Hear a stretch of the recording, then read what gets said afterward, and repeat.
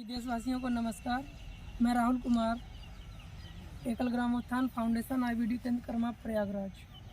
तो अभी प्रयागराज की पावन धरती पर आ चुके हैं। तो भैया जी से मिलते हैं। जैसा कि भैया जी अपने खेत में पोषण वाटिका लगाए हैं, तो पोषण वाटिका के बारे में मैं थोड़ा बता देता हूँ आप सभी को।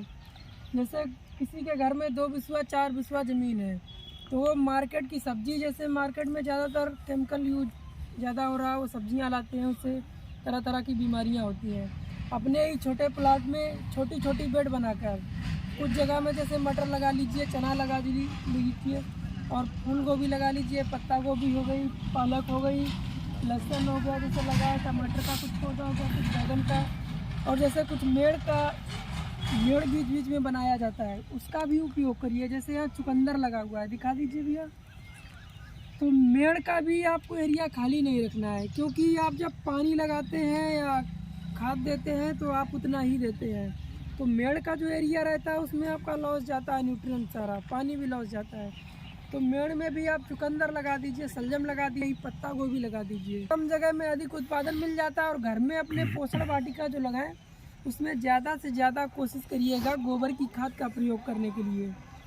अगर कीट लगता है तो गौमूत्र से या जानवरों के मूत्र से आप जीवामृत बनाइए, उसका यूज करिएगा। और अभी पीछे ही पोल्ट्री फार्म लगा हुआ है, मुर्गा फार्म। कृषि में बहुत बड़ी एक किसान को सहायता प्रदान करता है। तो किसानों को जैसे कई तरह के छोटे छोटे आय स्रोत बनाने चाहिए। एक ही आय स्रोत से इतना कुछ किसान नहीं कमा सकता है। छोटे छोटे धंधा व्यापार कुछ ना कुछ करना चाहिए। अब जैसे पास में ही पोल्ट्री फार्म लगा है, आपको कुछ दिखाना चाहते हैं अभी। तो चाचा जी से बात भी करते हैं। चाचा जी, इसमें कौन सी प्रजाति डाल रखी है, थोड़ा बता सकते हैं? ये जो है प्रजाति है सोनाली देसी मुर्गा। अच्छा। तो चाचा जी भी अपने यहाँ जैसे तरह तरह की फसल लगा रहे हैं। अभी साइड वाले खेत में गेंदा लगा रहे हैं, रबी क्रॉप। अभी आज 23 मार्च है, आज फसल लगा रहे हैं।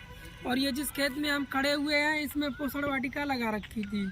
कई तरह की सब्जियां लगा रखी हैं थोड़ी जगह में। और साइड में अपना पोल्ट्री फार्म लगा रखा है। तो कई प्रकार से आय के स्रोत होने चाहिए, जैसा कि चाचा जी अपने यहाँ कर भी रहे हैं। तो चाचा जी से हम थोड़ा ये कहना चाहेंगे। चाचा जी, अपने देश के किसानों के लिए आपका क्या संदेश है? अपने देश के किसानों के लिए भाई किसानों के लिए तो संदेश है कि आज अगर किसान पशुपालन करके, मुर्गी पालन करके जैविक खाद तैयार करे, जैविक खाद तैयार करेगा तो वो अपनी जैविक खाद डालेगा, तो उनको जो है रासायनिक खाद बहुत कम मात्रा में डालनी पड़ेगी। अगर काफ़ी मात्रा में अगर आप जैविक खाद तैयार कर लेते हैं ढंग से, तो आपको जो है ये रासायनिक खाद की ज़रूरत ही नहीं पड़ेगी। ये जितने हम पोषक वाटिका भी लगाए हैं, इसमें हम जैविक खाद की प्रयोग नहीं किए हैं। इसमें तो हम टोटल जो है पशु का बीट और ये हमारे मुर्गी का बीट है, उसी बीट को डाल करके हमने ये फसल तैयार की है। ये बगल में हमारी बरसीम बोई हुई है। बरसीम कुछ हमारे पशु भी खाते हैं, और ये जो है बरसीम काट के कुटी मशीन में जो है हमारी मुर्गियाँ भी खाती हैं बरसीम। तो अपने देश के सभी किसान भाइयों को मैं यही संदेश देना चाहूँगा कि आप भी ज़्यादा से ज़्यादा मात्रा में जैविक खेती करने का प्रयोग करें। क्योंकि अभी तो लोग इतना ज़्यादा रसायनों का प्रयोग कर रहे हैं, यूरिया का प्रयोग कर रहे हैं। अपने लगातार इतना रसायनों का प्रयोग होने से आप देख रहे हैं मृदा को क्षति बहुत ही पहुंच रही है। और आने वाले दिनों में जैसे पहले के समय में सुरीली भूमि होती थी, ये एक बार फिर से वैसी ही हो जाएगी इस तरह से।